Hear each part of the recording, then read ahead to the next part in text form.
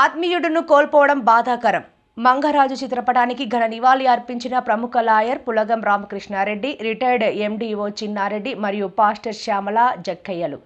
ఆత్మీయుడు సుధమంగరాజు alias Thomas మన మధ్య లేకపోవడం బాధాకరమని, కుటుంబానికి వెన్నంటే ఉండి అన్ని విధాల సహాయ సహకారాలు అందిస్తామని ప్రముఖ లాయర్ రామకృష్ణారెడ్డి పేర్కొన్నారు. గురువారం కాకినాడ జిల్లా పెదపూడి మండలం కొత్తపేట అపోస్తులు పీస్ చర్చ్ సంఘం పాస్టర్ రాయుడు రాజు ఆధ్వర్యంలో ఘనంగా సుధమంగరాజు ఆలియాస్ థామస్ స్మారక ప్రార్థన కూటమిలో యేసునామ సంఘ కాపరి శ్యామల జక్కయ్య మాట్లాడుతూ, మంగరాజు కుటుంబ సభ్యులు భార్య లక్ష్మి, కుమారులు సంతోష్ దీవెనలకు ధైర్యాన్ని దేవుడు ఇవ్వాలని కోరారు. ముందుగా మంగరాజు చిత్రపటానికి ప్రముఖ లాయర్ పులగం రామకృష్ణారెడ్డి, రిటైర్డ్ ఎండిఓ చిన్నారెడ్డిలు పూలమాలలు వేసి ఘనంగా నివాళులు అర్పించారు. వారిలో బావమరిది పరమేశ్వరరావు కుటుంబ సభ్యులు, తమ్ముళ్ళు లోవరాజు స్వామి కుటుంబ సభ్యులు, అప్పారావు, భాగ్యలక్ష్మి దంపతులు, వీరాజు మరియు తల్లిదండ్రులు సుధాకృష్ణ, రమణయ్యమ్మ, బివి భాస్కర్, షమి, అష్రఫ్, రజాక్, సంఘ పెద్దలు, సంఘ సభ్యులు, గ్రామస్తులు పాల్గొన్నారు.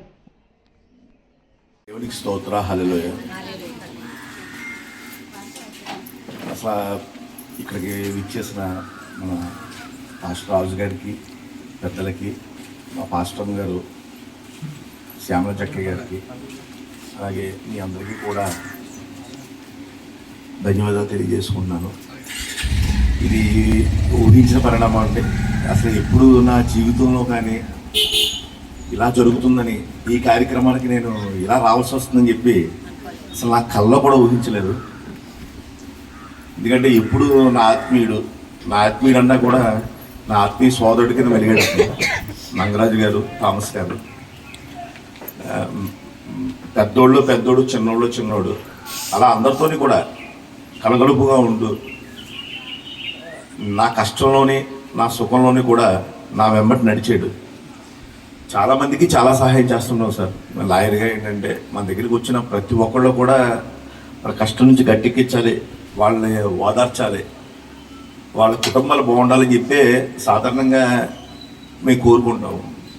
ఆ క్రమంలో కూడా మన పరమేశ్వరరావు గారు ఆ రోజు నా దగ్గర రావడం, ఇలాగ థామస్ గారి గురించి చెప్పినప్పుడు సరే తీసుకురండి అంటాం. థామస్ గారు మాట తీరు కానీ ఆయన నాతో మాట్లాడిన విధానం కానీ నాకు నచ్చి నేను కొన్ని కండిషన్స్ పెట్టడం జరిగింది. ఆ రోజు థామస్ గారు మీరు ఒక జీవన విధానంలో వెళ్తున్నారు కదా, కొద్దిగా దాన్ని మార్చుకుని నేను చెప్పినట్టు వింటే నేను మీకు సహాయం చేస్తానంటో దానికి అంగీకరించడం, ఆ రోజు నుంచి కట్టుబడి నేను ఏమైతే రూల్స్ చెప్పానో ఎలా ఉండాలో కూడా చెప్తే పాపం ఆ విధంగా నడుచుకుని నన్ను ఫాలో అవడం జరిగింది. అప్పుడు చాలామందికి చాలా సహాయం చేస్తాం, కానీ పెద్దగా అందరూ మనసులో పెట్టుకోరండి. ఒక ఇంచుమించుకు 1000 మందికి సహాయం చేసి ఉంటాను నేను. దాంట్లో కొంతమంది ఒక 10 మందో లేకపోతే 20 మందో మనసులో పెట్టుకుంటారు. అటువంటి వాళ్ళలో ప్రథమ వ్యక్తి మంగరాజు గారు. నన్ను బాగా ఎంత ఆరాధన అంటే నా పట్ల ప్రత్యేక ఆరాధన అండి. ప్రతిరోజు ఇంచుమించుగా ఒక 2 days ఫోన్ చేయకపోతే అల్లాడిపోయేవాడు. ఫోన్ చేయడు, ఏం చేస్తున్నారని అడగడం. అదేవిధంగా ఒక్కసారి నన్ను చూస్తే పూర్తి ఎనర్జీ. అసలు తను ఎన్ని కష్టాలున్నా, తనకి ఎన్ని ఒడిదుడుకున్నా సరే ఒక్కసారి నా ఆఫీస్కి వచ్చి నాతో మాట్లాడితే, మంగరాజు గారిని ఎప్పుడు నా క్లయింట్ కింద ఇంకోలా భావించలేదు. పూర్తి స్వతంత్రం ఉండేది మా ఇంట్లో కానీ లేకపోతే నా విషయంలో కానీ. వాస్తవంగా చెప్పాలంటే నా ఆఫీసులో ఏముండదో నాకే తెలియదు. ఆయనకి అంత పట్టు ఉంది, పలానా చోట ఇది ఉంటుంది అని అంత నన్ను ప్రేమించేవాడు. అదేవిధంగా నాకు ఆసుపత్రిలో చిన్న ఆపరేషన్ జరిగింది నాకు దెబ్బకి. అప్పుడు ఇంచుమించుగా ఒక 30-40 days తన కుటుంబాన్ని వదులుకొని నాకు కూడా ఆసుపత్రిలో అయితే నెక్స్ట్ నేను ఇంటికి వచ్చాక కూడా నన్ను ఫాలో అవుతా, నాకు కూడా ఉంటా, నేను పూర్తిగా స్వస్థుడు అయ్యే వరకు కూడా. అలాగే సార్కి, రాజు గారికి ఫోన్ చేసి కృష్ణారెడ్డి గారి గురించి ప్రార్థన చేయండి, ఆయన తొందరగా కోరుకోవాలని చెప్పేసి పాపం అతను ప్రతిదీ. అదేవిధంగా ఆయన కేసుకు సంబంధించి అయితే ఒకసారి అది గెలవని కేసు, అసలు చాలా కష్టమైన కేసు అది. విజయవాడలో ఏదో ఎవరో అన్యాయంగా ఆయన మీద ఆయన చూడలేకంటే ఆయన పేరు మంగరాజు గారు. రాజు అంటే చూడు గొప్పతనం.